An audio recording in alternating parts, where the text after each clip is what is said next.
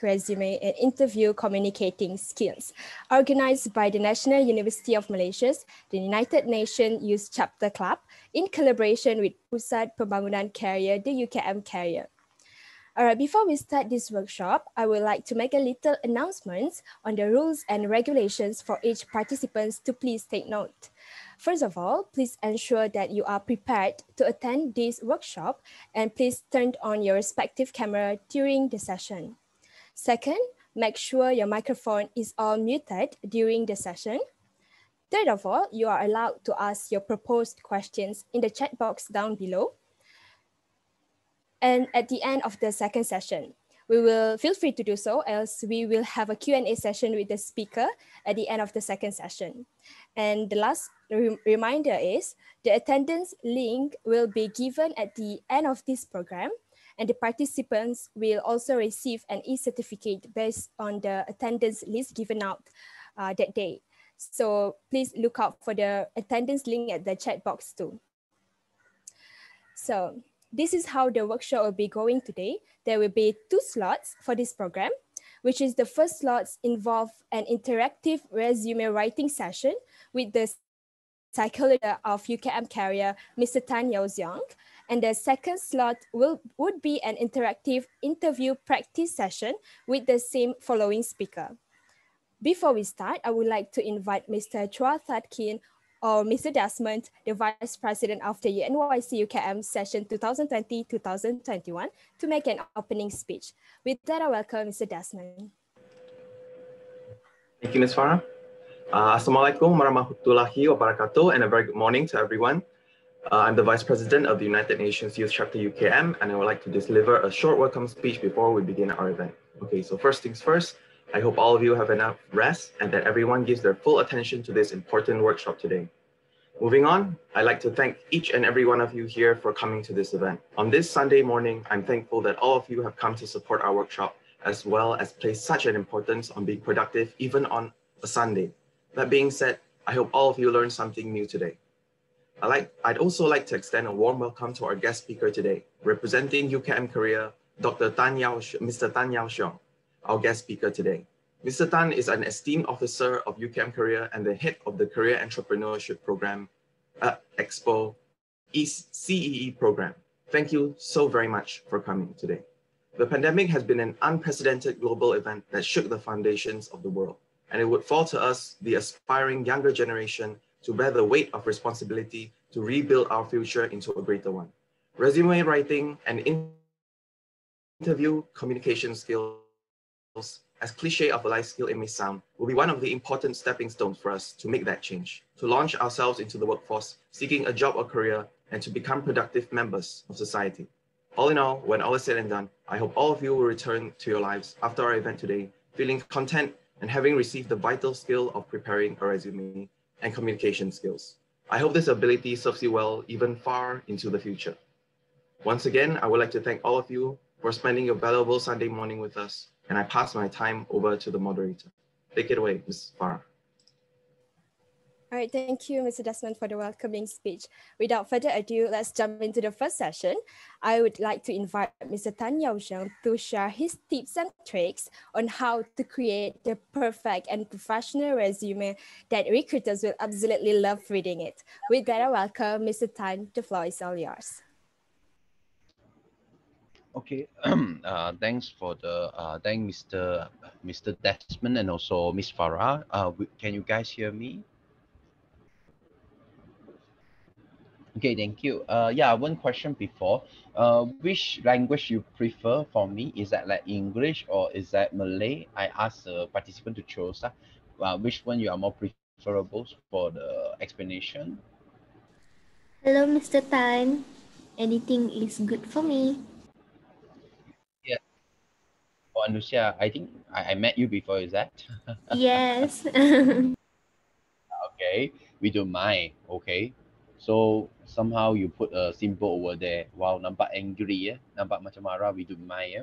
Okay, so I think I will use mix both language. Lebih senang untuk saya communicate. Actually, I can use bahasa Melayu untuk lebih senang untuk difahami oleh semua orang berkaitan dengan resume. But I will mix lah bahasa English by Malaysian. Okay, sekali lagi thank you kepada Farah And also thanks for the invitation, and then thanks to my career buddies also for arranging about this thank you at this Sunday. So thank you sebab semua boleh join hari ini sebab Sunday kan, bukan senang nak bangun lepas tu nak tambah-tambah sekarang apa nama dengan puasa kan, so rasa memang semangat lah. Okay, so actually jujurlah jujurkan saya kata lah, kalau thank you hanya untuk setengah jam saja for resume is tak cukup.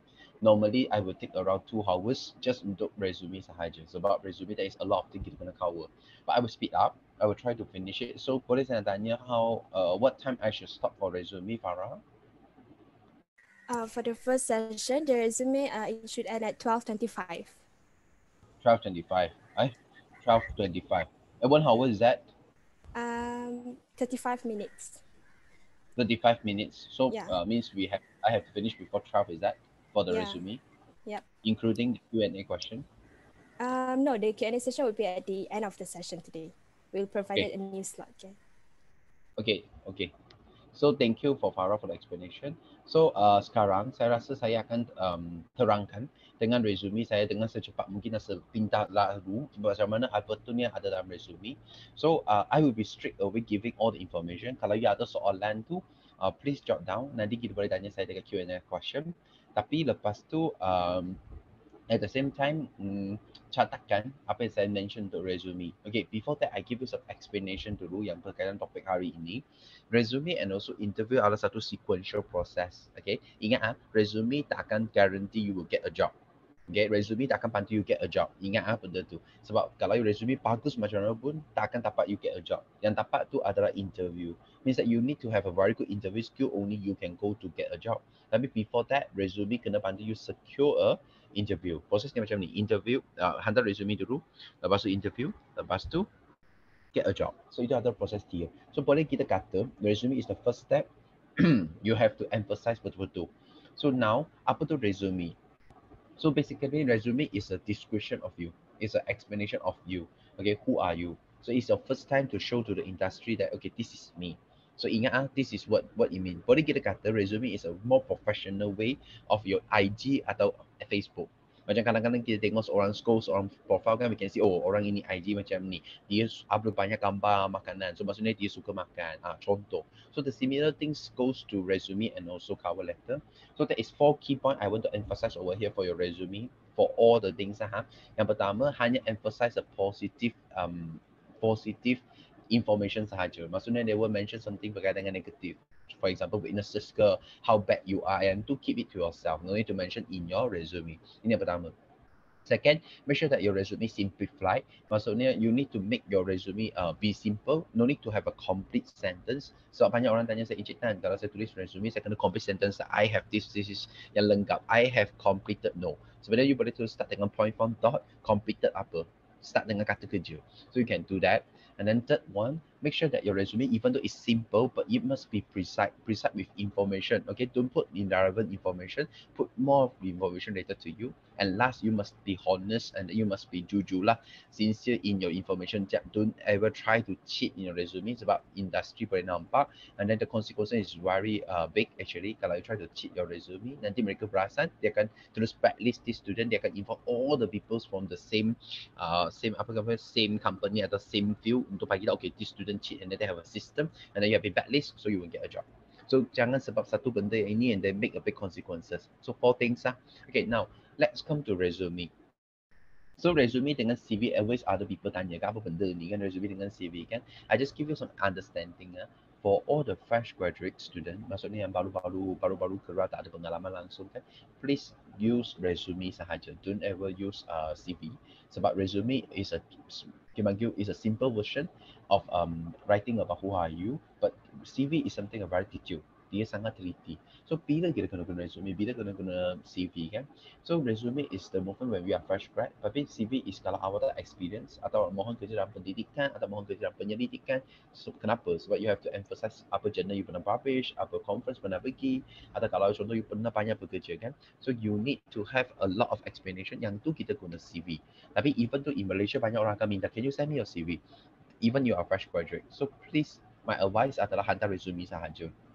So maximum page untuk resume adalah 1 atau 2 page, and then for CV it can be more than 2 page atau 3-4 page. Okay, tapi my advice, prepare to satu resume simple version, satu detail version untuk CV.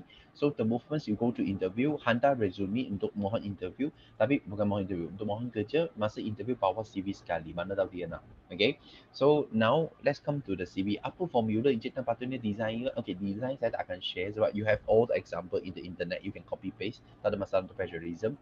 Okay, dia tak ada fixed format, ada fixed content perlu ada dalam resume. Depends on what kind of things you have going to show.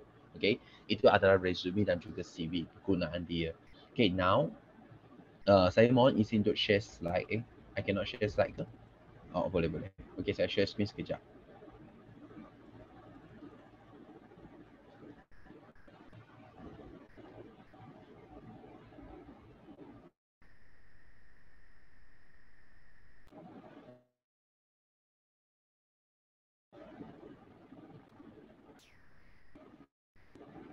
Boleh nampak screen saya ke sekarang?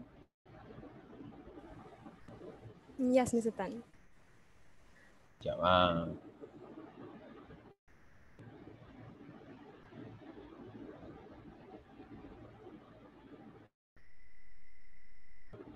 Wait, I have some problem dengan dekat my desktop. Okay, maybe saya explain dulu. Dalam resume kan, walaupun saya cakap tak ada fix formula atau fix content kena ada, tapi ada beberapa maklumat you must include in the resume. Okay, tapi the content, other content tu is really depends. Okay, depends what actually you want to show. Okay, sekejap. I don't know what happened to my laptop. Okay,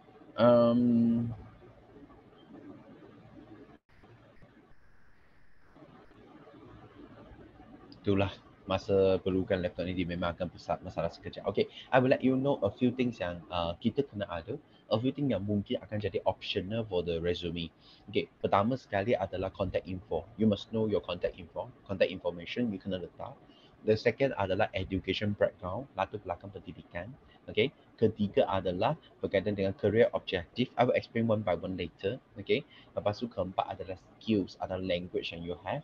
Kelima adalah reference. Okay, kita ada 5 benda ni you must put in your resume. Besides that, macam working experience, okay, atau activities, atau achievement, atau training dan sebagainya, yang tu you nak letak tidak tu terpulang. Okay, saya bagi tahu dulu dia bergantung. So now I will go to this page lah yang ada 7 elemen ni, and then I will explain to you bit by bit setiap aspek tu macam mana kita boleh buat, what is the thing kita kena include, tapi in a more simple version lah. Wait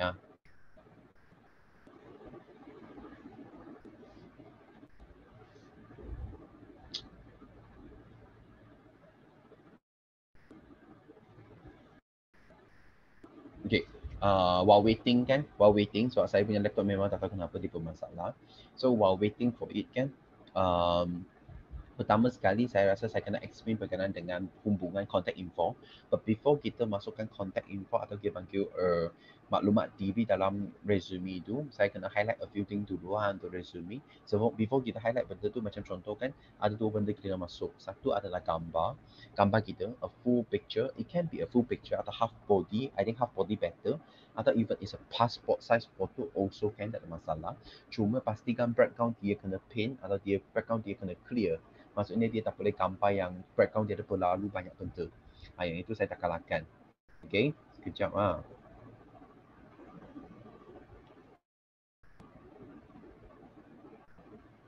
So ini yang pertama. Okay, lepas tu yang kedua, pastikan masukkan nama penuh. Okay, jangan pula you letak nama macam Sarah, contoh macam tu je. Atau Farah, itu je. Sebab jangan masukkan nama yang bukan nama penuh, tapi kena masukkan nama dia ada penuh, lengkap. Kalau itu is your full name, letak full name. Sebab itu senang dihubungi. So selain daripada 2 maklumat ini, maklumat lain contoh IC nombor ke kan, status perkahwinan ke, atau bila tariknya kelahiran dan sebagainya, yang tu semua tak payah letak. So that one is not relevant. So takkan dia pilih, betul kan, takkan dia pilih, okay, this is, okay, saya akan pilih orang ini berdasarkan bila tarik dia lahir. Oh, dia sama tarik dengan aku, okay, aku pilih. Tak. Okay, there is no such thing happens dalam HR. So ingat, simplify your resume, hanya letak 2 benda je, your names, your full names and also your picture. picture that represent you well. Kalau boleh picture tu pun kena pastikan bukan yang saya sekarang is actually smart casual, kita pakai coat dengan baju kan, tapi sebenarnya kena adalah kemeja, formal attire, which is suitable for the job. Okay, now let's proceed dengan pertama, contact info. Okay, for the contact info part, berapa benda kita kena letak? Okay, 3 benda sahaja. Contact nombor yang boleh dihubungi, bukan nombor untuk WhatsApp sahaja. Ini ingat. Kedua, email. Email kalau boleh bukan email siswa, sebab email siswa akan jadi inaktif selepas tahun you tamat pengajian. So kalau boleh letak email, tapi email yang bond dengan your phone. Maksudnya every time ada email masuk, you akan kerana notification. Ini yang kedua. Ketiga, alamat hanya fokus dengan tempat asal sahaja. Kenapa kena letak nombor boleh dihubungi, ada email yang boleh bond dengan phone, sebab supaya you all sentiasa boleh dihubungi. Sebab kebanyakan interview sekarang dia akan buat secara online atau dia buat secara talian. Dia akan call dulu. Hello, can I have a phone call, talk with you? Yang itu dipanggil screening already. It start the interview process lah. Kalau you tak boleh dihubungi more than 2 times, industri tak akan layan. So pastikan kena dapat 2 nombor ini. Okay, soalan di sini adalah, Encik Tan, saya dah contact nombor, email dan home address, boleh tak saya letak Facebook, social media? Okay, jawapan saya adalah ya atau tidak. Okay, kenapa cakap ya atau tidak? Ya, kalau you guna social media macam Facebook ke IG ke for your branding purpose. Maksudnya, you nak macam gunakan elemen tu untuk you brand diri sendiri. Macam contoh kan, ada satu platform kita panggil LinkedIn. Okay, LinkedIn adalah satu professional platform untuk kita paparkan kebakaran diri sendiri. So dia macam Facebook. So kita kena daftar satu account, tapi cuma dalam LinkedIn tu kita highlight maklumat yang berkaitan dengan our professionalism. Sebab kita akan lengkapkan macam satu online resume kan. Habis tu dia akan macam kita boleh build connection dengan pelbagai industri. Maksudnya dalam LinkedIn profile tu kita boleh macam add orang, tapi cuma orang tu di dalam bidang. Macam contoh saya counselling, saya add semua orang counselling. So apa yang mereka buat saya boleh nampak, apa yang saya buat mereka pun boleh nampak. So macam mana kita nak jadi brand tu bagus diri sendiri tu adalah kita setiap kali, contoh hari ini kan, you join aktiviti bersama dengan saya, resume bengkel. So you upload dekat sana, okay, attended resume bengkel bersama dengan Mr. Tan, okay, psychology officer from ini. Itu satu cara. Atau habis you conduct a program, you upload, okay, that is a very tiring program, I've been conducted, and then but I hold a position as apa yang you belajar, apa yang you can show. This is how we actually brand ourselves dekat social media, with no element of emotion, but we highlight what we achieve, okay, apa yang kita pernah achieve, dan apa yang kita pernah belajar daripada program tersebut. So this is how we do personal branding for LinkedIn. So kalau contoh you ada LinkedIn, okay, you ada guna Facebook atau IG for professional purpose, yes, include your social media. Tapi kalau bukan, tidak, okay, you not using that for that purpose, atau you just guna untuk personal. Contohkan keramakan, hari ini berbuka dengan member, pukul 10 lebih ambil gambar macam ni kan. Okay, kalau yang tu no, tak payah letak dah. Sebab it involve your personal life. Okay, my tips, kalau contoh you mohon bekerja, pastikan tukar nama untuk your Facebook, IG tu. Lepas tu, mesti ada orang tanya saya, Encik Tan, sibuk ke industri? Siapa tak boleh tengok kan saya punya Facebook?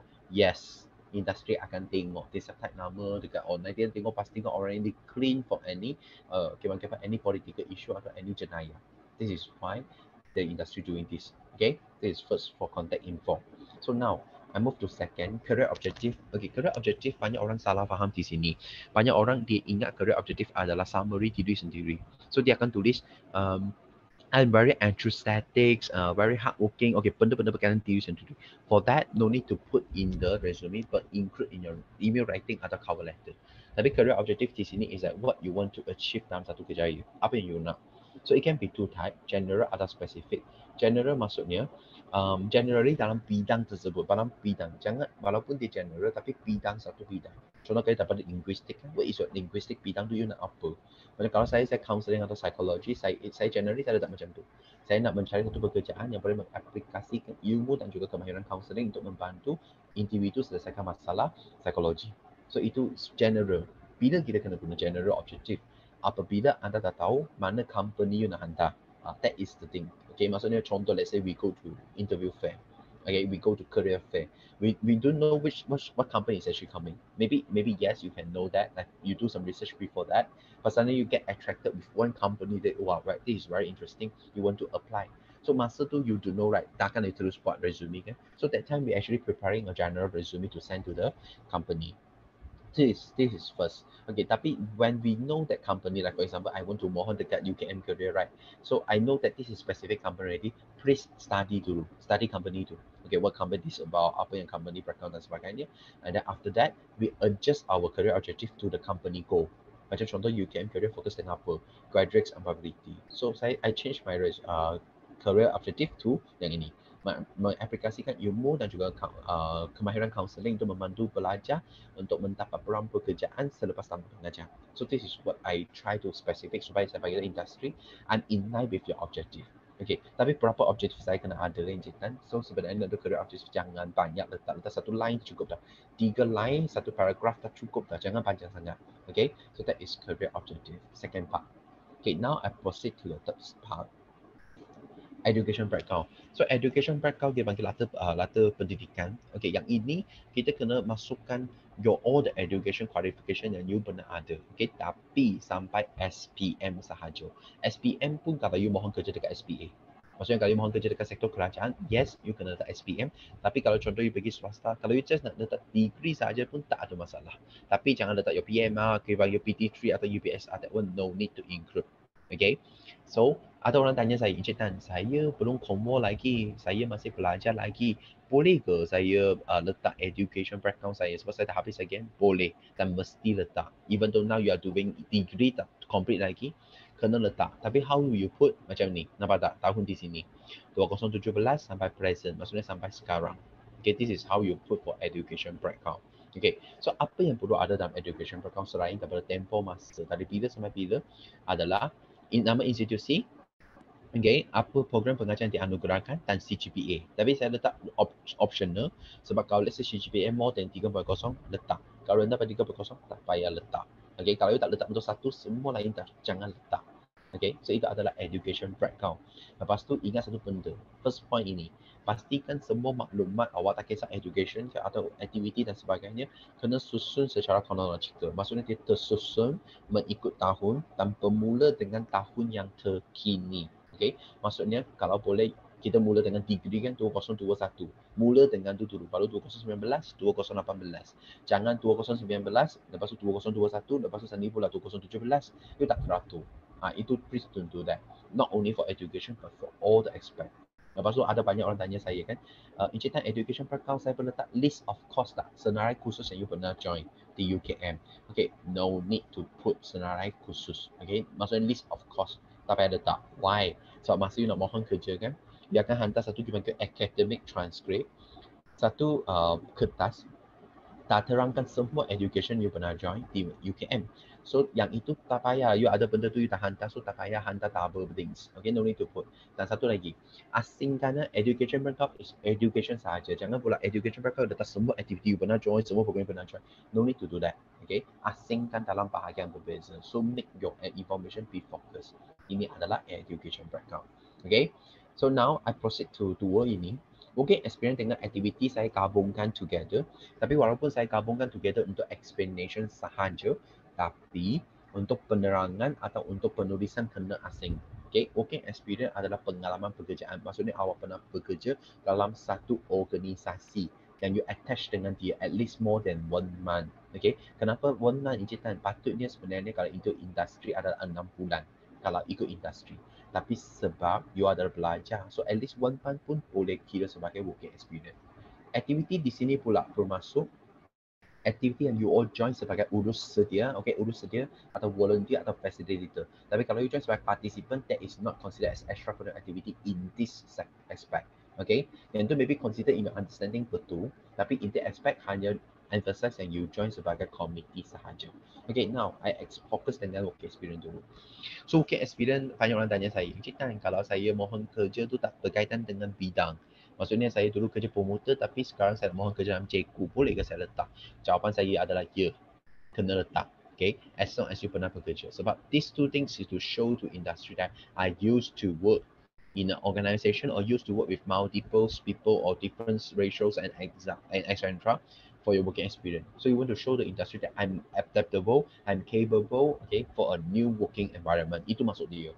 So let's say lah, kalau you betul-betul tak ada any working experience yang berkaitan dengan the job, tak apa, letak je. Tapi kalau let's say you ada, highlight that one. Lepas tu ada orang tanya saya kan, Encik Tan, kalau saya jalan LI tu boleh consider working experience tak latihan industri? Yes, that is your working experience. Mesti wajib letak dalam working experience. Okay? So now, apa yang perlu ada dalam working experience? Banyak orang atau banyak student, dia buat macam ni. Dia letak senarai je. Aeon, lepas tu promoter, bila-bila, dah habis dah. Tapi dia tak emphasize dua benda di bawah. Tapi kena emphasize dua benda di bawah. Satu, apa tanggungjawab anda? Job description. Masa you kerja. So, promoter, apa kerja dia? Kedua, apa pencapaian? Tapi pencapaian objektif, optional lah. Kalau you ada.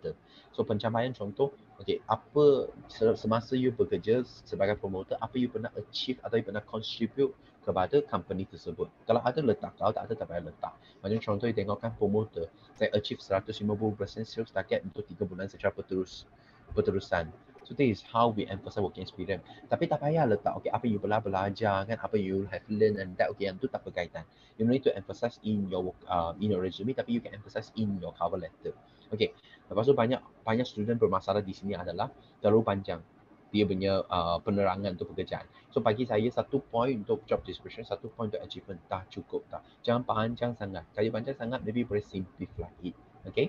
Kalau lepas tu untuk satu lagi masalah student kan, sentiasa salah guna. Nampak tak? Saya guna all past tense, right? So all the student here, some of them guna macam past tense, the first paragraph, second dia guna past continuous tense, and then pula guna tense lain kan. That is not a correct way. Kalau you buat macam tu, I will think that this person akan buat kerja yang kelang kabut, messy, atau dia not paying to attention. Habis lah. Sebab industri akan buat judgment based on your resume. Kalau dia nampak resume macam ni, dia akan judge, okay, this person kerja macam mana. So this is working experience. Lepas tu ada orang tanya kan, kalau saya bekerja sendiri, Encik Tan, atau kalau saya buat bisnes sendiri, boleh masuk tak working experience? Yes, boleh masuk, tak ada masalah. Okay, cuma tak ada nama company, tak payah letak nama company. Just letak you kerja apa bisnes. Okay, so itu adalah working experience. Okay, why I say it is similar to activity sebab the way you present information adalah sama. Nampak tak? Nama program, jawatan dan juga bila masanya dan juga apa tanggungjawab and also sumbangan. So I will repeat untuk benda ini. Cuma saya nak highlight untuk aktiviti ini. Kerana, okay, sebab student di UKM kan, saya rasa masalah mereka bukan apa. Sebab mereka ada pelbagai aktiviti. You're sangat aktif dalam UKM. Banyak aktiviti. So apa yang saya nak pilih? Banyak sangat Encik Tan. Cadangan saya, pilih aktiviti based on 4 criteria. Pertama, aktiviti yang memberi impak besar kepada masyarakat atau kepada partisipan. Maksudnya, you helps for some development. Ini yang pertama. Kedua, program tu awak pegang jawatan yang tinggi, MT atau ketua exco. Ketiga, aktiviti tu memberi involvement yang tinggi, maksudnya go for international level atau national level. Keempat, program tu berkait dengan job awak. Contoh kan, you mohon kerja sebagai marketing executive. So you pernah join dalam aktiviti sebagai exco marketing atau exco sponsorship dan sebagainya, atau exco jaringan industri. Okay, yang tu kalau ada boleh masukkan sebagai satu elemen supaya bagi tahu orang tu, walaupun saya tak pernah kerja tapi saya pernah uruskan perkara berkaitan dengan ini. So itu adalah aktiviti. Okay, so macam mana berapa banyak ni Encik Tan saya kena letakkan? Okay, bergantung dengan kekosongan your resume. Kalau boleh kan you letak 2 working experience, 2 aktiviti pun boleh. 3 working experience, 3 aktiviti pun boleh. Okay, kalau you tak cukup working experience, tak ada working experience langsung. So highlight lah banyak aktiviti. Kalau dalam 4 aktiviti. Kalau you tak ada aktiviti langsung, highlight lah banyak dekat working experience dalam 3 atau 4. Tapi kalau tua-tua pun you tak ada kan. So kalau you still first year, second year, please be more active untuk join supaya you boleh cantikkan your resume. Tapi kalau let's say you tak final year kan, please jumpa saya dan saya cuba bantu. Mana aspek lain. Okay. Lepas tu ada orang tanya, Encik Tan, aktiviti ni masa degree je ke? Kalau form 5, form 6 boleh masuk tak? Okay. Tak boleh, jujur tak boleh. Kalau boleh highlight dekat universiti sahaja sebab it is latest information. Tapi let's say kalau betul-betul awak tak pernah join apa-apa dekat universiti, just tidur makan kan dekat universiti kan. Kalau macam tu boleh masukkan aktiviti untuk matric atau form 6 atau form 5. Tapi yang tu is the last option. Okay. So this is activity. Okay, lepas tu wait I still have 50 minutes. Okay. Okay, saya laju pula hari ini kan. Okay, lepas tu kita ada 2 more elements saya akan highlight. Satu adalah reference, satu lagi adalah kemahiran. So reference di sini bukan maksudnya citation or references. So maksudnya you letak rujukan apa-apa tu. This is not what it mean. Rujukan di sini adalah orang yang boleh memberi komen terhadap cara you kerja. Contoh kan kalau saya call kan, can I have your comment on Desmond for example. Industri akan buat macam tu kepada orang yang you buat rujukan. So kalau saya cakap, oh Desmond, this is very good guys, very presentable, very friendly, ini kan kalau cakap macam tu, you have added point already. Tapi kalau say, cuba imagine kalau you letak rujukan letak saya kan, saya akan tanya, Desmond, Mana? Saya ada banyak student Desmond ni. Desmond mana ni? Oh, yang Desmond tu okay lah. I'm just joking lah Desmond. But this is, kalau let's say you letak orang yang dia tak ada positive view on you, dia cakap, oh okay lah dia bagus kot. Boleh lah. Kalau dia macam tu kan, you will have a negative review on you already. Tak jumpa awak, tak terus tak ada negative judgment. So most probably you won't get any job. So that's why reference pastikan letak at least seorang, maximum 2 orang, jangan letak banyak orang sangat untuk yang boleh memberi komen, okay bagus lah budak ini kan, okay this is it, okay. Tapi siapa tu? It can be your colleague, okay, it can be your boss, okay, it can be your lecturer kalau you ada belajar kan. Tapi dengan syaratnya mereka bagi positive comment dan satu lagi tak boleh letak sesiapa yang ada bad relationship with you. Contoh your moms ke, your dads ke, your sleeping, your girlfriend, your boyfriend, yang tu tak boleh. Okay, sebab dia ada judgment. Yang ini kena letak orang yang pernah bekerja. Even your club penasihat pun boleh. Okay. So, kalau boleh semua yang bertitle lah supaya dia lebih convincing. Okay. So, kena letak apa? Macam mana kita address dia, apa nama penuh dia, apa jawatan dia dalam company itu, apa company dia, email dan juga contact number. Boleh letak personal contact number kalau dapat persetujuan. Kalau tak, letak office number. So, pastikan kalau you letak, remind your reference. Macam saya akan bagi tahu dengan Dr. Izwan, Profesor Dr. Izwan. Dr. Saya akan letak Doktor sebagai rujukan saya. Nanti Doktor kalau dapat call apapun untuk ni kan Doktor nanti bantu jawab lah Doktor. Saya akan mention macam tu. Lepas tu Doktor semua okay. Baik dan okay. Tapi dengan syarat you have to know that this person have a good positive view on you. Okay, this is reference. Now I proceed. Skill and language. Ini ada satu part saya rasa kebanyakan industri akan tengok. Very emphasize on it. So dalam skill tu, saya suka bahagi kepada dua. Satu is personal skill, satu is technical skill. Personal skill di sini maksudnya kemahiran yang diri sendiri, macam kemahiran insaniah. Tapi ingat hardworking ke, independence ke, puncher ke, willingness to learn ke, semua benda tu is not skill. That is your personality. No need to highlight in this part, okay? You can highlight in your cover letter, but no need to emphasize in the resume. So skill is more like communication, leadership. Tapi any skill kalau boleh, sebab kita banyak skill kan, highlight skill yang diperlukan untuk kerja tersebut. Kalau contohnya mohon sebagai marketing kan, maybe you must put something skill like communication, like persuasion, bargaining for example, atau marketing skill. Itu kalau personal skill. Okay, technical skill is anything yang berkaitan dengan bidang. It can be named as professional skill juga. Macam kalau saya ada technical skill saya daripada software kan, Microsoft ke, kan Canva atau bagi video editing, SPSS dan sebagainya. Saya pandai apa? Teaching and learning sebab saya mengajar, atau mungkin saya pandai counselling skill. Kalau contoh ya accounting, you can put bookkeeping, okay, virtual accounting, itu adalah technical skill yang belong to the profession. So itu cara yang kita letak. And then you can actually put also language macam contoh you pandai guna Python, you pandai guna C++, you pandai guna JavaScript, kalau sebagai IT lah, you can put inside there. Okay, this is for skill. And last adalah language. Bahasa kalau boleh saya carakan you all letak bahasa, tapi ada speaking dengan writing. Dia tak gabungan dua. Tapi kalau yang letak speaking, writing pun tak ada masalah. Okay, tapi cuma kena pandai lah adjust tu. Tapi jangan letak je satu highlight, saya akan highlight di sini. Jangan letak je skill, language apa, jangan letak macam tu. Kita kena ratekan tahap kompetensi kita. Maksudnya basic level, intermediate atau advanced. Kita guna 3 lagi skill. Tapi ada banyak orang suka guna apa? Tot kan, tot. Okay, berapa tot, okay, berapa dia dalam tu, atau guna percentage. Okay, kalau boleh janganlah sebab that one is like a bit big kan dia punya skala tu. Kalau better you guna basic, intermediate, advanced je. Level rendah, sederhana, tinggi tak cukup tak. Okay, tapi kalau some of them tanya saya, Encik Tan, kalau saya tak nak rate boleh tak? Boleh juga, you jangan rate, tak rate pun tak ada masalah. Okay, you can put all the things that you have. Okay, lepas tu ada orang tanya kan, kalau skill tu saya basic je boleh tak? Boleh, tak ada masalah. Tapi provided situation that you have more empty space, yang letak boleh. Tapi kalau tak ada empty space, tak payah letak. Okay, it is skill and language. So what platform kita boleh guna untuk design resume kan? Okay, kalau you pandai guna Illustrator dengan Photoshop, please go on.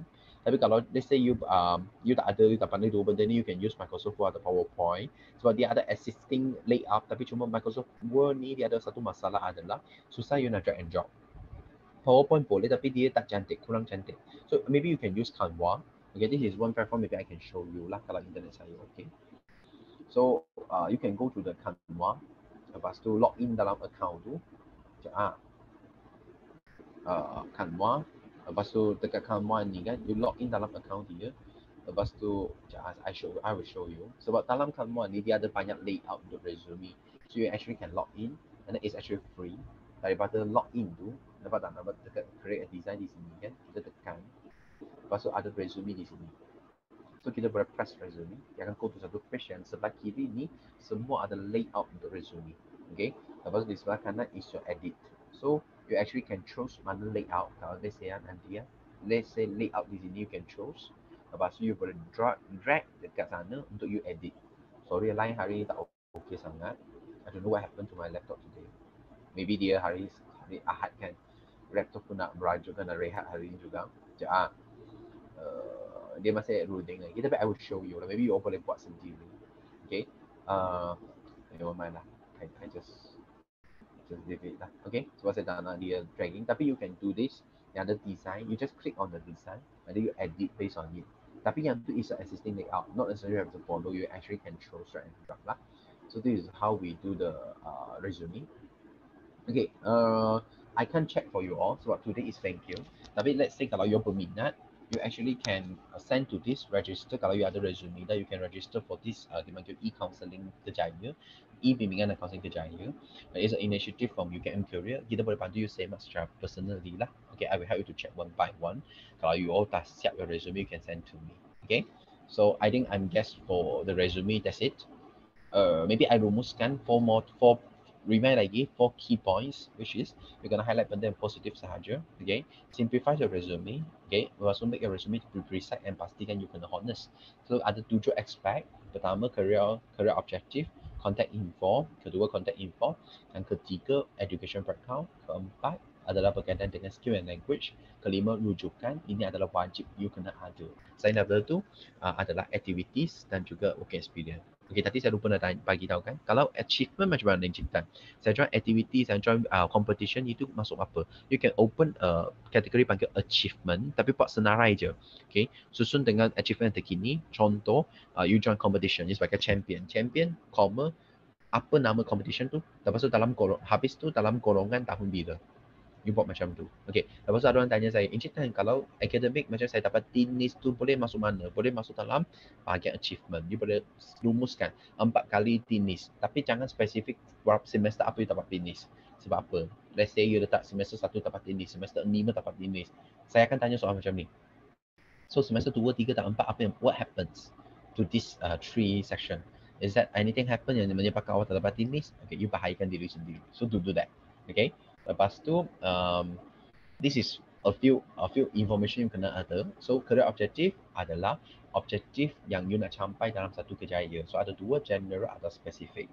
Okay, contact number highlight 3 je. Telephone number, email, ada home address atau letak LinkedIn. Yang lain kalau is for branding boleh letak. Untuk education background letak sampai SPM pun boleh. Okay.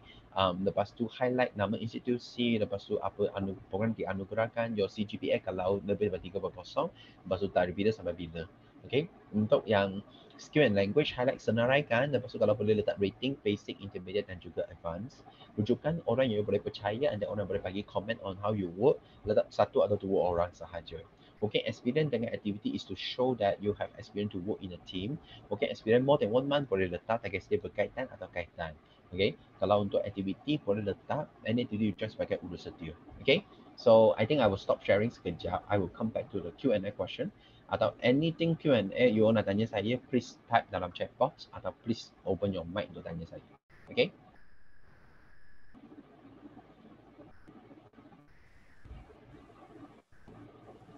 Alright, if any of you have any question to ask, you can feel free to open your mic and ask question directly to Mr. Tan, or you can write in the chat box.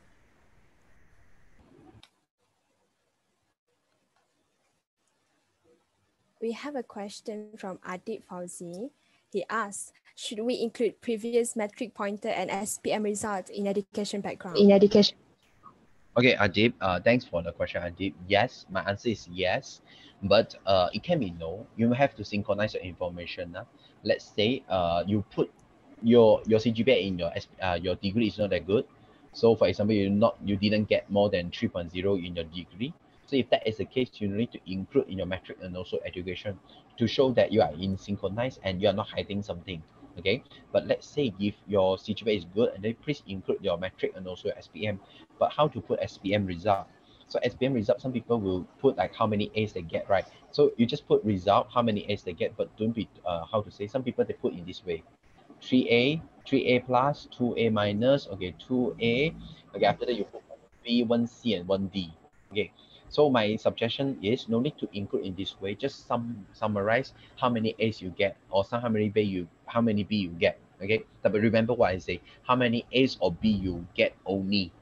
Okay, beyond that no need to mention. Like for example, some of the people would put C, D, E. Okay, please don't do that because you will have a bad impression. Remember what I say? Only include something that positive only. So let's say if you put E, automatically the person will ask you, what subject you get E?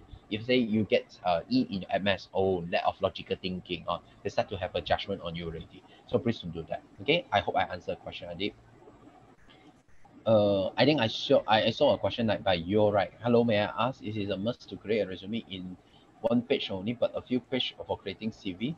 Okay, like I mentioned, yo, okay, resume maximum is 2 page. The why must be 2 page, okay, or 1 page? Because can you imagine that one day you have for fresh graduate, what I say for fresh graduate, one day one applicant maybe more than hundreds. So if you're sending like essay like 3 to 5 page to the industry, what normally happen is that they will have 2 boxes if they print it out. So one is accept, one is reject. They will put you in reject. Why? Because you don't know how to simplify what you are. Okay, this is first. Second, can you imagine that you have 100 plus applicants and then everyone send 5 pages? How many times they must go through? So that is why, if possible, create in a simple way. Okay, but for a few pages for CV, yes, definitely, because that is a because like experienced worker normally they don't have a lot of applicants, like maybe less than 50, and then you need more information, like how we differentiate it maximum for resume is 2 page. I hope I answer your question, yo. So for Arif, I guess Mr. Tan, is this okay to use a normal templates of a resume, or is it better to create our own design in order to stand out? Okay, basic Arif, you got a point. Actually, resume most important is okay. I have to emphasize first, the resume most important is the content. Okay, it's not the design, unless you are applying a job in a design related field. But a minimum design that is good. Okay, minimum design that you have a left or right column, and then you have some different colors to get attention, to get the actually it's about the attention of the industry, so that they remember, okay, this is the resume have been sent by this particular person. So that's why, if possible, we do it. Okay, we do it, Arif, but minimum design. No need to have a lot of design, but highlight more on your content. Okay, you just use simple, they're like different colors. Okay, so for Nurina, I heard that if you put your picture, it doesn't look formal in a resume. But nowadays, since everything is online, but imagine on the recruiter, you put our profile picture. Okay. I think Nurina, I have explained already. Okay. It doesn't look formal. Okay. I have emphasized already in the explanation. You have to put your picture. Why? In Malaysia, because we have to have an impression on who is this person. Okay, going to be. So you must dress professionally. Professionally means that you must dress with something, suit, and then something maybe like you have a formal attire. Okay, please don't put any profile picture like you selfie. Okay, you take a very long, but that is not a professional purpose. You have to differentiate, Lorena. You are applying a job. You are applying a job for a professional purpose. You are not applying a job just for simply recruitment only. So please be aware about that, lah. Okay. Definitely, you will put an online profile picture like a selfie. Definitely, you won't give a good impression, but it will be a bad impression for the industry. Okay, I hope that I answered your question. So for Amalia, sometimes the working industry require an undergraduate to send a CV instead of resume. Does a CV format? Okay, I think Amalia, I have explained this already, and at the very beginning of the session, I say that if the industry say, please send me your CV, even though you are a fresh graduate, please submit resume only, because sometimes the industry also can't really differentiate between what is it. Okay, but you must send your resume, but keep one CV part, a more detailed version by yourself to send to the industry when you go to the interview. The reason is you never know. So that is the most safer way, is actually prepare 1 or 2 page resume to send. At the same time, why we have to use resume? Because we don't have information to share. Okay, we are fresh graduate. We have no additional information to share. So please be maybe you can use that way lah. Okay. So okay, I think Amalia, that is okay, that is good. Okay, so after that, okay, I did also one question for us. Can we put club president as reference? No, I don't think it's convincing, because the club president is a student. It might be your friends. So that is not convincing unless your club president is a worker, or you put your advisor. That is okay. Okay. So any more questions? I hope that I explained to all.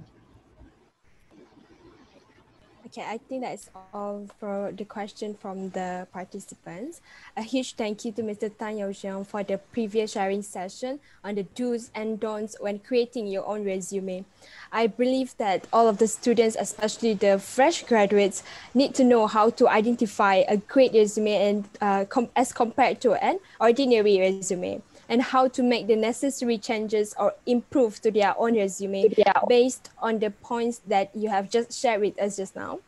This is to ensure that you will be able to grasp the recruiters what the recruiters is looking for in the heaps of the resume that they could be receiving to make you stand out from other people. So next, we'll move on to the second slot. I would like to invite Mr. Tan again to continue to speak on for the second slot, or should we call it the last session for today, which is the interactive interview practice session. With that, I welcome Mr. Tan. Can I know how long time that I have for the interview part? Interview part would be until 12:25. 25. Until Okay. 12:35. Okay. A very quick ones. Basically for the interview, right? Actually I have a slide, but I will share you for your reference, but I won't share the slide over here because it's very simple. Okay, and it's not. I can say it's very simple. Okay, but the information that one keywords for interview is like, if you listen a lot, you hear a lot, you listen a lot, but it doesn't guarantee you will get a good interview performance. The key point over here is you must practice it for the interview. Okay, how there is a lot of students talk to me, right? Instead, I'm so scared, you know, I'm so afraid, like going to interview, I'm shaking my hand, everything's right. So that is why this thing happen is actually sometimes it happens to our mind, that our mind keep on thinking that, okay, how the people judge me, okay, if I'm not doing good, how is going this thing happens, okay, if I try to make a mistake interview, you will be humiliating me, and that's okay. You have a lot of what we call that specific name we call overthinking. You keep on thinking a lot of bad consequences even though you didn't even start a step. Okay, so before you do any interview, please reset back your mindset. Okay, remember one thing that every time when you go to interview, remember one things. You are fresh graduates. Okay, it's okay to be not okay. Oh, it's like macam cerita Korean kan. It's okay to be not okay kan. Okay, but this is actually my term. I want to tell all of you. Kita kena sentiasa betulkan our mindset. Kita fikir kita ada fresh graduate. It's okay kalau kita tak boleh jawab soalan tu. It's okay kalau kita tak tahu macam mana ni. Sebab apa? One mistake doesn't mean that you are wrong, you are totally a failure in the entire life. Okay, dan satu lagi, industry dia faham sebab dia tahu awak adalah seorang fresh graduate, so they know you are fresh graduate. They won't ask a lot of questions, very too technical. But doesn't mean that dia tak akan tanya soalan technical, tapi dia faham you are fresh graduate. So before that, betulkan your mindset dulu. Kenapa? Sebab mindset tu akan memberi kesan kepada cara you pandang diri sendiri. Sebab kalau you dah start takut, the moment you share diri sendiri pun you akan takut, tangan shaking, macam Assalamualaikum, ayat pun dah kerah kan. So kalau boleh betulkan mindset dulu, tenang dulu. Okay, this is first thing. Okay, satu benda saya kena highlight di sini juga. Kalau awak tak dapat interview, tak dapat diambil, bukan bermaksud awak tak bagus. It can be awak tak bagus, but it can be you just not suitable for the job. Okay, ingat not suitable doesn't equal to tak bagus. Okay, tak layak tidak bermaksud tak bagus. Tak layak maksudnya you just not suit to the job dari segi requirement dia. Sebab I used to have a talk with industry. Saya ingat lagi dia cakap macam tu. This student is very good, very outstanding, very presentable, very, you know, I just can't imagine that if we work with him, there will be very good environment. But unfortunately, Mr. Tan, I can't accept him. Saya macam, saya macam mind blown kan, tadi puji banyak-banyak, kenapa sendiri boleh tak ambil dia kan? Okay, the reason adalah sebab student tu dia tak sesuai untuk kerja tu. Sebab kerja tu dia nak seorang yang lebih konservatif sedikit, lebih back end, lebih uruskan dengan perkara-perkara belakang. Dia tak nak orang yang outstanding, dia nak orang yang sebagai seorang follower. So that's why dia tak nak betul atau salah. Sometimes people say, okay, I want to be a good presentable, I'm very outstanding, baru boleh dapat kerja. Tidak juga. Sebab dia bergantung dengan pekerjaan. So first thing you have to know your position dulu. You kena betul-betul diri sendiri. What is your uniqueness? Ingat satu benda, setiap orang ada keunikan diri sendiri. you must have your selling point. Cuma awak belum jumpa lagi. So that is the selling point untuk kita tunjuk dekat industri. Macam contoh, my experience bekerja, working masa interview kan. Saya interview sekali dengan 3 orang. Maksudnya kita bertiga untuk interview untuk jawatan saya sekarang. Masa tu I'm fresh graduate. Saya tak pernah combo lagi masa tu. Pertama dengan saya adalah seorang penerima anugerah diraja di UMT. Maksudnya the highest awards yang diterima oleh dia, dan dia pelbagai kelab, pelbagai dia, dan dia satu consultant firm. Seorang di sebelah saya lagi ini, dia adalah seorang yang berpengalaman kerja dah 5 tahun dalam bidang kerjaya. So, apa yang berlaku dekat saya masa tu kan, saya fikir, saya punya mindset macam ni je. Tak apalah, dapat tak dapat tak apa. Yang penting saya perform je apa yang saya nak tunjukkan. So, masa tu saya memang jujur. Saya jawab memang jujur. Kalau dia tanya apa, saya jujur je. Saya tak nak fake it. Saya tak nak macam cerita banyak-banyak benda. Macam dia tanya saya kan, kenapa awak nak sangat bekerja di UKM? Lepas tu saya jujur, saya cakap sebenarnya yang pertama sekali memang itu adalah minat saya, sebab saya sangat berminat untuk membantu belajar, dan kedua tu sebab saya perlukan pendapatan bulanan. Oh jujur kan, mana orang cakap duit kan. Lepas tu saya cerita lah sebab abah dengan mak saya kan sekarang dah bekerja. I really need a job untuk bantu my family to baiki balik dari segi taraf hidup. This is what I say dalam tu. Okay, sebab that is my aim. Memang this is my goal, tapi saya tak adalah terlalu straightforward. I cover a bit. So this is how we actually respond to interview. Lepas tu saya tanya lah dengan my boss kan, kenapa awak ambil saya prof? Masa dulu saya cakap macam tu sebab I feel like I'm not that good. Okay, tapi my boss say, okay, sebab you have a personality like orang tu dia nak. That's why you have been recruited. Okay, so ingat so kena ingat apa yang saya say tu. Jangan sebab you fail sekali for interview, doesn't mean that you are worse for the entire life. So ini sangat-sangat penting. Okay, now let's talk about the interview. And kita masuk dalam interview kan. There are a few things kita kena buat before we start the interview. So pastikan before we get to the interview, you must research the company very well. So dia akan tanya something unexpected. Okay, atau dia akan tanya the situation tu. You must know the industry very well. You must know the company very well. And you must know the job very well. Sebab saya banyak contact mock interview dengan student saya. And then some of the student, you know, what actually they do is like, saya tanya mereka, okay, apa yang awak harapkan atau apa yang awak nak perform dalam kerja HR ini? Tahu tak adik tanya saya apa? Encik Tan, saya nak tanya boleh tak? Sebenarnya HR ni kerja apa? Lepas tu saya sebagai orang yang interview, awak sebagai pemohon, tapi awak tanya saya apa kerja tu about. That is not a portrait, betul tak? So patutnya you must know the job.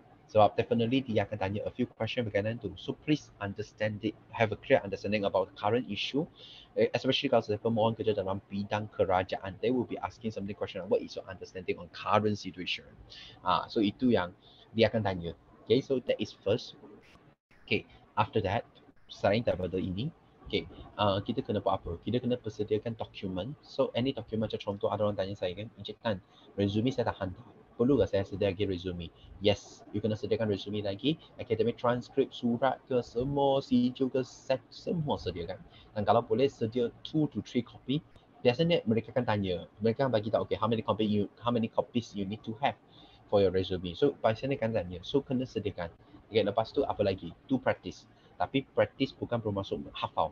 Okay, sebab saya cadangkan dengan student saya, be more lively, jangan hafal. So kalau kita hafal, kita memorize kan, masa kita interview kita macam ni. My name is, saya tengok banyak dia mata akan ke atas, ada ke kiri, ada ke kanan, sebab dia tengah hafal pada ingat apa yang berlaku. That is not you. So masih kalau buat macam tu, you're not lively. Okay. Lepas tu, to practice, try to practice bukan sahaja depan diri sendiri, depan cermin je. Saya suka buat depan cermin, saya nak tengok cara saya present kan, atau kita buat interview dengan kawan-kawan dia boleh bagi komen, okay, what actually you can do, what is the thing you can do dan sebagainya. So you can do something yang dia bagi apa interview lah, dia bagi tips-tips tu. Okay, lepas habis tu, okay, lepas habis perkara ini, kita start to do interview. Pastikan a day before kena ada masa tidur yang cukupi. Ini memang sangat penting lah. Kena tidur cukup-cukup. Okay. Makan pun cukup-cukup. Jangan tak tenang. Tak payah baca dah. Kalau nak pergi interview, tak payah baca. Dan pastikan survey tempat tu. Pergi tempat awal. That is my tips. Pergi tempat awal. Tapi jangan awal sangat. Sampai 2 jam sebelum tu. Kalau boleh, pergi dalam 15 minit atau setengah jam awal sebelum tempat mula interview. Sampai tempat interview, masuk tandas dulu. Wash your face. Okay. Lepas tu, betul balik your hairstyle, baju. Pastikan dia nampak macam kemas. Baru you go to interview. There is a few things you have to prepare. So when it's come to interview, so a few things, content tu nanti saya cerita. So interview basically dia akan ada berlaku beberapa level. It can be first level, HR person tanya general question. Okay, nanti you akan go to second level, third level, dan fourth level. Biasanya yang level-level ini dalam company besar. Atau jawatan tu dia jawatan besar. Macam contoh, mohon kerja sebagai PDD, pegawai dapur diplomatik. Okay, yang tu jawatan besar. So yang tu you can actually go through a few level. Tapi let's say kalau just company kecil saja, normally dia akan gabungkan together. So masa tu awak akan di-interview oleh beberapa orang, okay, termasuklah HR, your future boss to be, okay, beberapa orang tu sana. Macam saya interview masa tu kan, ada 3 interviewee, maksudnya kita interviewee, ada 7 orang interviewer. Dia akan tanya soalan, 7 orang, setiap orang akan tanya soalan. So kena get ready lah and then address them nicely. So masa you masuk dalam interview tu pastikan, okay, kena bersedia dari segi ilmu. Kalau you tak tahu, let's say you betul-betul tak tahu kan, you don't know how to answer, just say, sorry, I don't know the answer. Just say it, jangan fake it, okay. Lepas tu, a few things saya kena highlight di sini. Dari segi cara answer, I think you can get for all information from the internet. Tapi one thing I want to emphasize away is your body language. Body language memainkan peranannya. Let's say if I talking to you now, right now, you rasa macam mana? I'm talking to you right now. Nampak tak? I'm looking to the camera tak? Tak kan? Banyak student buat macam ni. Saya tak looking to the camera, so you are not paying attention. You actually paying attention to something yang others thing. Tapi sebenarnya you can't find the camera, especially kena online kan. So pastikan eye contact tu kena ada. Kalau kita buat physical activity pun, physical interview, kita kena ada eye contact dengan sesiapa yang bercakap. Bukan sahaja interviewer, tapi interviewee lain. I really value a lot kalau let's say interview dengan bercakap, awak dengar juga, and then awak macam nodding the hand, awak macam giving response to the interviewee yang lain. So I will know that this person is very respecting to others saying. So itu saya sangat suka. Sebab saya nampak banyak orang kan dia buat interview kan, dia akan tengok, kalau member lain dengan cerita atau interview dengan cerita, dia akan tengok sini, dia tengok sana, dia akan main sini, main sana. That is not good. You are distracting the interviewer. So this is first.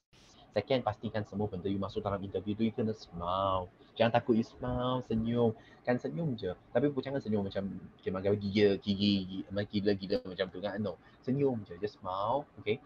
Cara berdudukan pun sangat penting. So pastikan duduk dalam keadaan yang open posture. Badan awak kalau boleh kan jangan duduk straight macam ni, tekan sangat. Badan awak boleh ke depan sikit, nampak macam ni. Why kita kena ke depan sikit is to show that we are interested to listen. Okay, and at the same time we show that we are actually gain confident to that. Okay, pastikan you kena relax. Okay, kena ingat relax. Jangan terus nak jawab soalan, tak fikir pun jawapan dia. Organize dulu. It's okay for you to take some time. Kalau interview tanya, jangan terus, oh, I want to answer, no. Tak ada benda tu. You can boleh take the time. You boleh remind balik. One thing I will do is that I will say, okay, thanks for the question. Thank you for the question. So maybe I want to clarify back. The question is actually about this. Kenapa saya cakap macam tu? Sebab saya nak bagi sedikit masa dekat otak saya. Okay, apa jawapan dia? Saya nak susun ayat tu. So I drag the time in a nice way. We address nicely the question. And then we remind back of the question to test our understanding. Lepas tu baru kita jawab. Okay, this is how we do dengan interview tu. And then pastikan you jangan interview, masa interview jangan pegang apa-apa. Okay, jangan bawa pen, jangan bawa kertas, jangan bawa anything. Sebab apa? Nanti your pen mungkin akan patah, kan? Sebab you terlalu nervous sampai you patahkan your pen, atau mungkin you cram your kertas A4 tu kan. Sebab you nervous. So kalau you buat macam tu, industri nampak you are nervous. So don't put anything, hold your hand. Tapi kalau boleh buat macam saya, masa saya sharing kan saya suka ada hand movement. So maksudnya, okay, contoh yang pertama, okay, apa yang saya perlu buat. Yang kedua, apa yang saya perlu buat. So we have some hand movement to show that we are confident and we are comfortable in it. So kita beberapa benda kita kena ada lah. So this is actually how you answer the question. Okay, kalau let's say you betul-betul tak tahu, atau you contoh ada banyak student kan, dia macam ni, dia tak faham soalan tu, tapi dia tak berani tanya. Sebab takut industri judge dia tak dengar ke tak. So if you think in this way you are wrong, okay, kalau you tak faham, tak apa, tanya je. Dia boleh cakap, okay, sorry, Mister, would you like to explain again? I'm so sorry, I can't hear you clearly. Can you explain it again? Okay, nicely, address nicely. Jangan pula, sorry ya, tak faham apa ya cakap, slow sangat ni, boleh tak cerita lagi? Jangan buat macam tu. I know you are very straightforward, tapi don't do that. Okay, kita tanya dia balik. Definitely okay. Tapi pay attention. Lepas tu, atau kita boleh cakap macam tu, okay, just now you're mentioning about this, is that what you mean? Yes, okay, lalu you jawab. And then give answer, jangan terlalu dominant. Dominant maksudnya you semua benda you nak jawab, semua benda lepas tu you tak nak bagi peran dekat orang lain. Please don't do that. Industry don't value the things the most. Dia tak akan suka student macam tu. Dia lebih suka student yang polite, lepas tu jawab jawapan yang just nice. Okay, kalau saya akan spend dalam 2-3 minit a main point, a short explanation, dah habis. Saya tak akan, tapi jangan short pula kan. Okay, adakah awak berminat untuk menjadi sebagai HR person? Apa sebabnya kan? Takkan dia jawab, ya, saya berminat. Sebab itu ada minat saya. So, terus minat cakap, what to talk? Maybe you can share a bit. Okay, saya sangat berminat untuk jadi HR. The reason adalah apa? Okay, kita cerita sedikit tapi jangan terlalu banyak. Sebab ada banyak orang bersama dengan you lagi kan. So, you have to know the timing, give some time to others. Sebab industri tak akan, maybe industri akan pilih orang yang outgoing, tapi at the same time dia akan pilih orang juga yang pandai untuk cover. Dia sopan. I think most of the industry, dia tengok bukan your achievement. Dia tengok a few things. Satu, how this candidate can contribute to my company. Ini satu. Dia akan nilai the most. Sebab dia going to give you, kalau dia hire you, your sebagai liabilities, dia akan rugi or dia akan bayar kan. So ini yang pertama. Kedua, how good you are. Your personality, your sifat atau your the way you display yourself determine everything in the interview. You might be good, tapi kalau you belagak, no, you won't get anything. Macam contoh pernah saya interview seorang pelajar, dia sangat belagak. Dia sampai tahap kan, dia macam assume that Mr. Dan ni tak tahu apa-apa. Okay, dia ada macam tu. So, I will give a very terrible mark kalau untuk interview tu sebab saya rasa, please, orang lain dia tak tunjukkan doesn't mean that they are not good. Okay, the wisest person adalah orang yang dia akan tunjuk. Dia akan senyum, kalau tengok macam tu kan, dia is a wise person kan, dia senyum, tapi they don't care. Tapi you don't get a job. Okay, please be on that lah, jangan menjadi bossy lah. So now, how should I answer a few questions yang ditanya normally? The first question normally akan tanya apa? Can you briefly introduce yourself? Soalan tu memang akan tanya. Okay, tapi macam mana? What is the best way untuk kita introduce ourselves? Normally orang akan buat macam mana? Dia akan buat macam ni. Hai, nama saya ada Xiong, saya daripada Ipoh Perak. Saya ada beberapa adik-beradik. Mak dengan abah saya tengah bekerja. Lepas tu saya dulu daripada UNYC. Okay, saya dulu belajar ni. Dia cerita macam tu. Banyak student akan cerita. The same formula, same pattern. Okay, but it's wrong. Wrong in some way. Kenapa?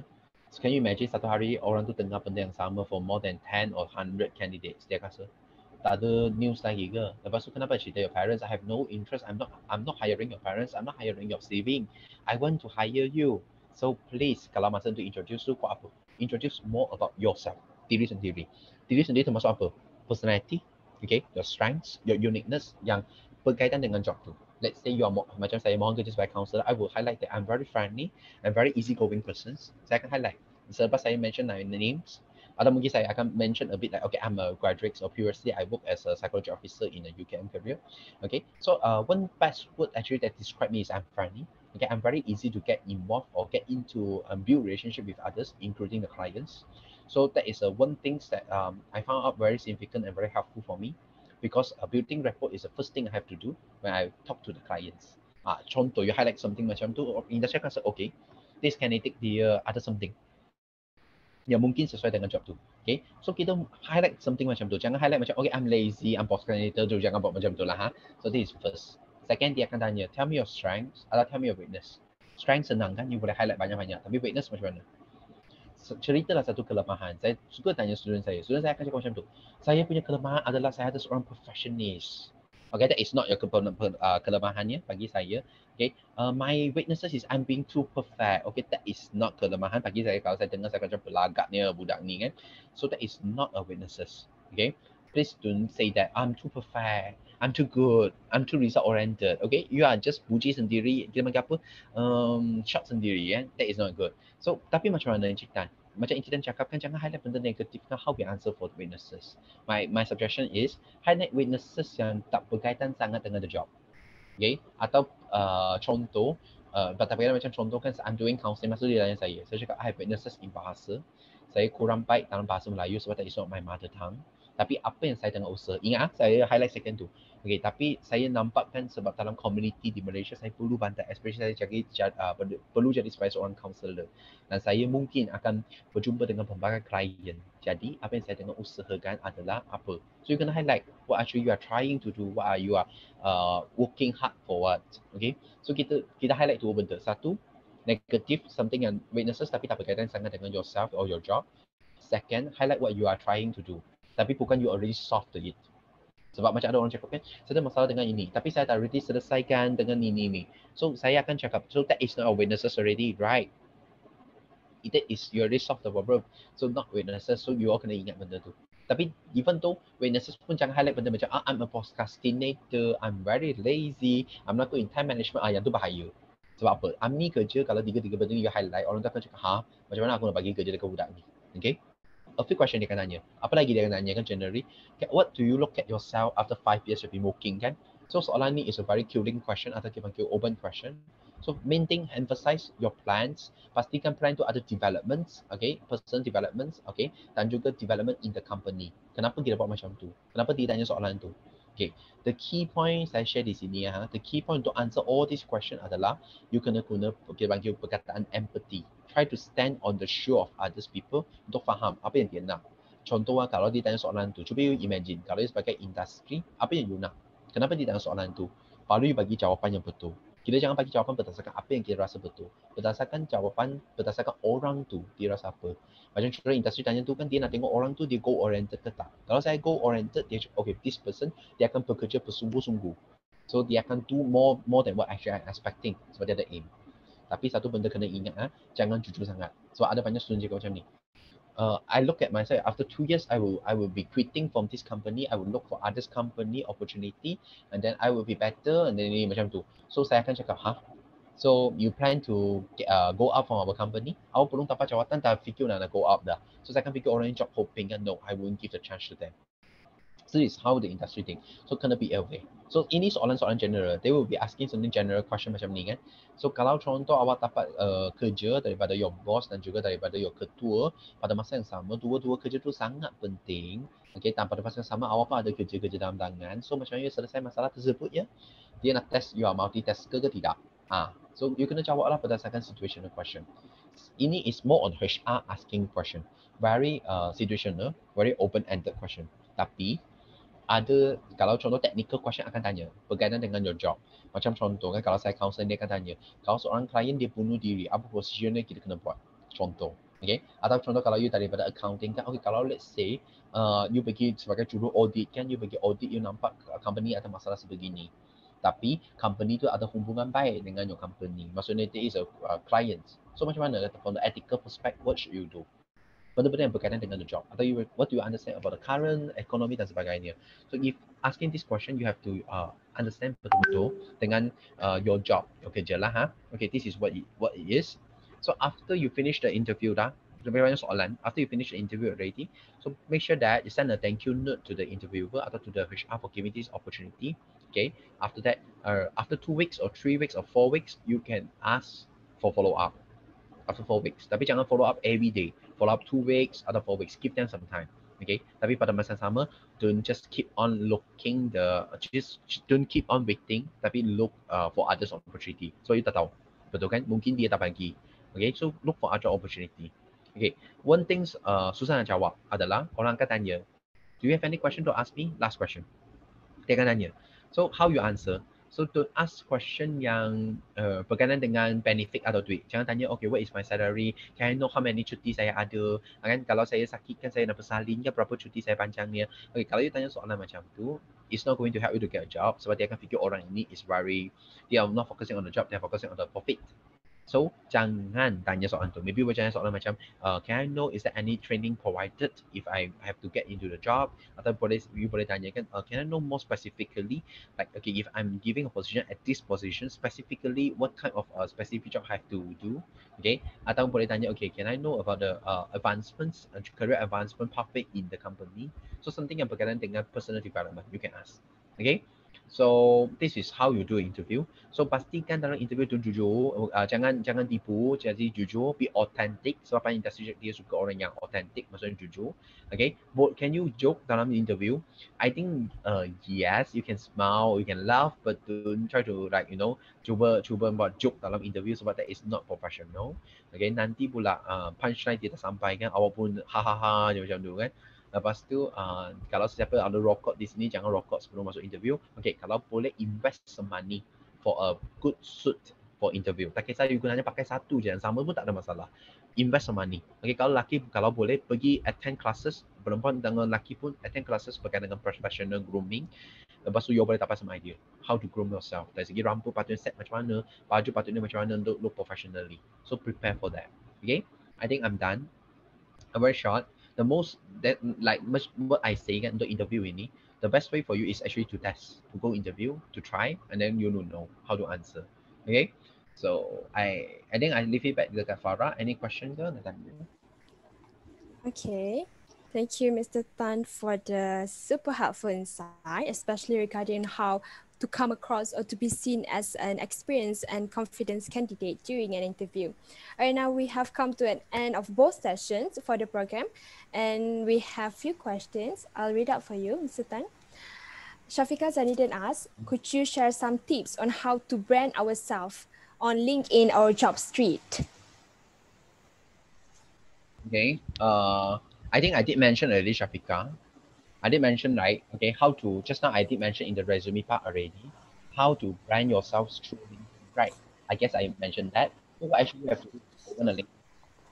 Just open a LinkedIn account, complete the information that is specified by the link. For example, your personal experience, you can all the information. Right? After that, the next step is complete you add people that interview.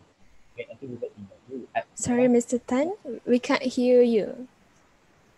Can you hear me now? All right, we can hear you now.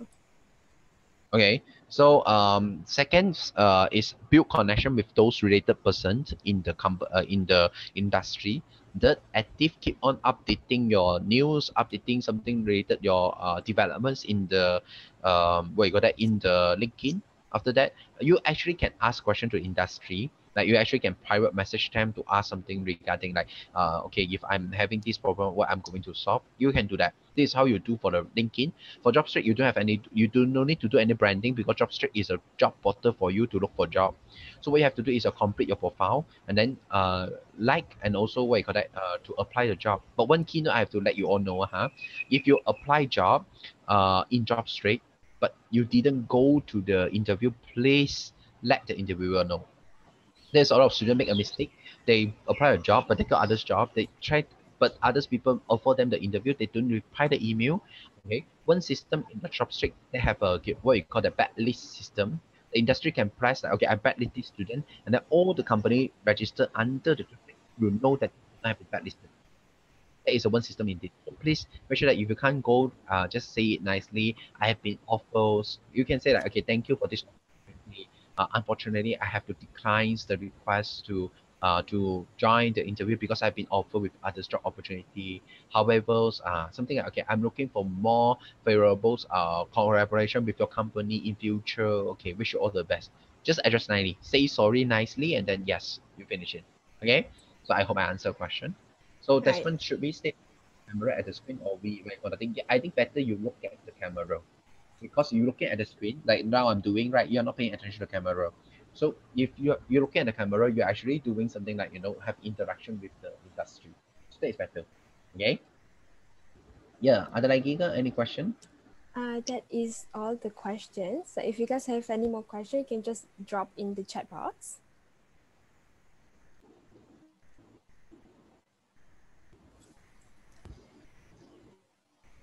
If there are any more questions, if there is no more question, I would like to thank you, Mr. Tan, for the insightful answers answered all the questions. I hope that it answered all of your questions and helps you to prepare better for your future endeavors. We are sorry that we did not have extra time for the Q&A session, but don't worry. Feel free to reach out to us on our social pages at UNYC UKM on Instagram or UNYC UKM on Facebook, and drop us a message if you would like your question to be answered by the UKM-Career professionals later on. So feel free to reach out us and DM us your questions in the future so we can fast forward the question to the UKM-Career professionals to be answered. With that, I would like to humbly thank our speaker today, Mr. Tan Xiong, for the time and energy that you have given to us to come and join us as the main speaker for the workshop today, a guide to your perfect resume and interview communicating skills. On behalf of UNYC UKM, I would also like to give a huge thanks to Pusat Pembangunan Career, the UKM-Career, on their willingness to collaborate with the United Nations Youth Chapter UKM session 2020-2021. As the host for today, I would also want to thank all of the participants for lending your time by joining this workshop today. Your participation means a lot to us, Please remember to fill in the attendance form link here in the chat box. Before we end this program, may I ask all the participants to turn on your cameras for a quick photo snap with the speaker. We would like to have a little memory. And also Farah, later I think I will share that for those who actually joined today, I'll share the slide to Farah and also to so you guys will get a copy of it lah. And after that, if you are interested, please, I will share the link to Farah also, maybe perhaps tomorrow. Okay. Regarding to have a interview, more interview with me, or you want to have a what you call that, checking resume, you can register over there lah. Okay. So let's take a picture and then after that I think I will go lah. So selamat berpuasa semua. Okay. I wish you all the best. Let's take a picture. All right, let's take a photo together. Can everyone open their camera?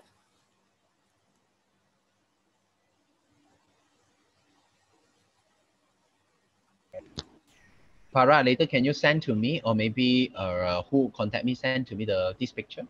Yeah, sure, Mr. Tan. I see more of you joining. What about the rest?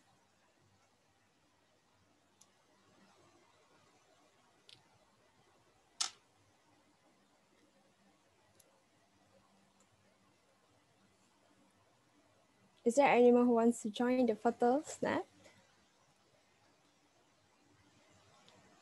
All right, okay, in count of 1, 2, 3. Another one, 1, 2, 3. All right, thank you everyone. With that, I hope that we will meet again in another upcoming programs throughout this semester. Do anticipate yourself in more exciting projects ahead by the UNYC UKM. Take care everyone, stay healthy and Assalamualaikum. You may leave the meeting and please fill in the Google Form attendance link. Thank you again, Mr. Tan, and thank you to all the participants joining the workshop today.